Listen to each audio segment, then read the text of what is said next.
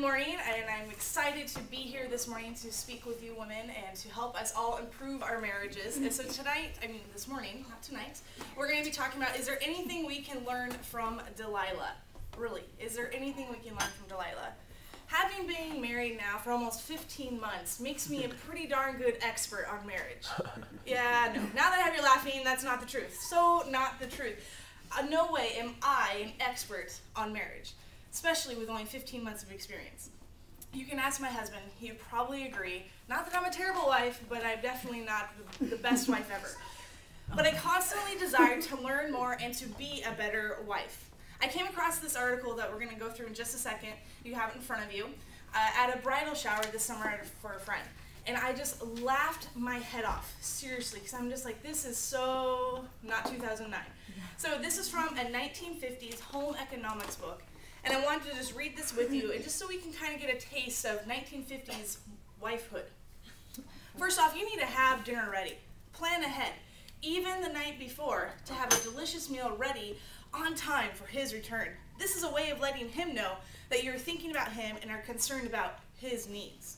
Most men are hungry when they get home, and the prospect of a good meal is part of a warm welcome needed. Yeah. Prepare yourself. Take 15 minutes to rest so you'll be refreshed when he arrives. Touch up your makeup. Put a ribbon in your hair and be fresh looking. He has just been with a lot of work-weary people, so you need to look good. Be a little gay. That means happy. And a little more interesting for him. Clear away the clutter. Make one last trip through the main part of the house just before your husband arrives. Run a dust cloth over the tables. During the cooler months of the year, you should prepare and light a fire for him to unwind by. Your husband will feel he has reached a haven of rest and order. And it'll give you a lift too. After all, catering to his comfort will provide you with immense personal satisfaction. Minimize all noise. At the time of his arrival, eliminate all noise of the washer, dryer, vacuum, and even the children. Be happy to see him. Greet him with a warm smile and show sincerity in your desire to please him. Listen to him. You may have a dozen important things to tell him, but the moment of his arrival, not the time. Let him talk first. Remember, his topics of conversation are more important than yours.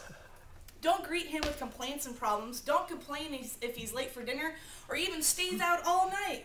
Count this as minor compared to what he might have gone through at work. Make him comfortable. Have him lean back in a comfortable chair or lie him down in the bedroom. Have a cool or warm drink ready for him. Arrange his pillow. Offer to take his shoes off. Speak in a low, soothing, and pleasant voice.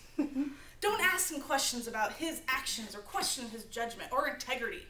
Remember, he is the master of the house, and as such, he will always exercise his will with fairness and truthfulness. You have no right to question him.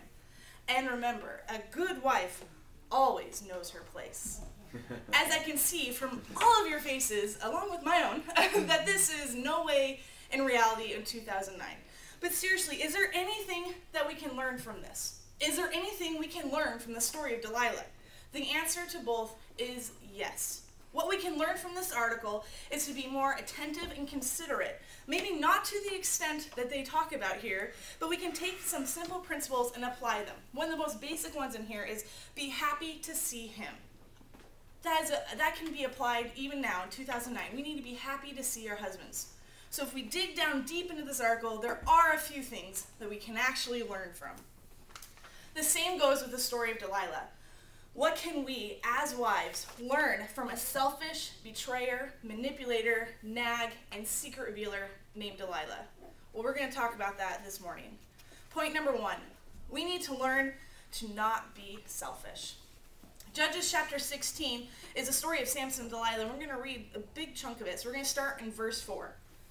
Sometime later, he fell in love with a woman in the valley of Sorek, whose name was Delilah. The rulers of the Philistines went to her and said, "See if you can lure him into showing you the secret of his great strength and how we can overpower him, so we tie him up and subdue him. Each one of us will give you 1,100 shekels of silver." So Delilah said to Samson, "Tell me the secret of your great strength and how you can be tied up and subdued." Delilah was in it from the get-go just for the money. She was not in the relationship with Samson just because she loves Samson, because she wants a relationship with him. She was in it for the money. In our marriages, it can't be all about what can I get.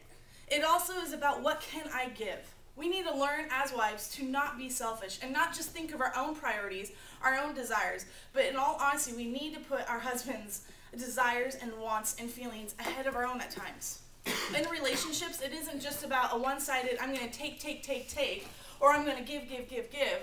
It's both sides. It's a give and take in each relationship. It's time to give to our husbands without selfish motives behind it. We need to give because we want to love him, because we want to honor him, and because we cherish him. We don't do it just because we want to get ABC done by him. We do it because we truly do love him. So we need to learn to not be selfish. Number 2, we need to learn to not be a betrayer. In verse 7, Samson answered her, "If anyone ties me with 7 fresh thongs that have not been dried, I'll become as weak as any other man."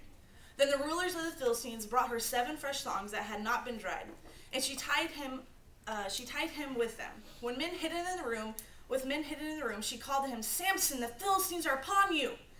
But he snapped the thongs as easily as a piece of string snaps when it comes close to a flame, so the secret of his strength was not discovered.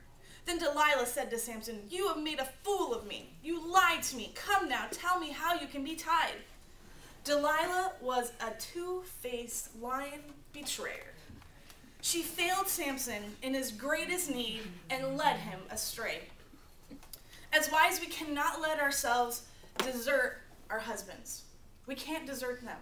We can't betray our husbands. Next to God, our husbands are our number 1 priority. When we choose to put other things ahead of him, we are betraying him. When we choose to put our children, when we choose to put our work, our ministry, our own personal families of moms and dads, when we choose to put them in front of our husband, we are betraying him. We're saying to him, "You're not good enough to get my first fruits. You're just good enough to get my leftovers." We betray him by not giving our time, affection, strength, and energy, basically giving him the leftovers. In my vows, I didn't say, "Oh, I'll only give you my leftovers because that's all I got." No, in my vows, I said, "You have first priority next to my relationship with God. You are number 1 in my life." When it comes down to it, where is your husband in your priorities? Are you betraying him by making him priority number 5 when he should be priority number 2, right after God? Your children are important, your ministry, your work, whatever else is going on in your life, those things are important, but your husband is the number 1 priority. And when we don't put our husbands in that spot, we betray him and we become just like Delilah. Selfish and a betrayer. Number 3, we need to learn not to manipulate. Verse 11. He said, "If anyone ties me securely with new ropes that have never been used, I'll become as weak as any other man." So Delilah took new ropes and tied him with them. Then, with men hidden in the room, she called him, "Samson, the Philistines are upon you!" But he snapped the ropes off his arms as if they were threads. Delilah then said to Samson, "Until now you've been making a fool of me and lying to me. Tell me how you can be tied." He replied, "If you weave the 7 braids in my head into the fabric on the loom and tighten it with a pin, I'll become as weak as any other man." So while he was sleeping, Delilah took the 7 braids of his head, wove them into the fabric, and tightened it with a pin. Again she called to him, "Samson, the Philistines are upon you!" He woke from his sleep and pulled up the pin and the loom with the fabric. Then she said to him, "How can you say I love you when you won't confide in me? This is the 3rd time you've made a fool of me and haven't told me the secret of your great strength." Delilah used her words to take advantage of Samson. Women, we know the power of our words, of our looks, and of our body language. But it is a gift, and we need to use that gift for good, not evil like we've been doing.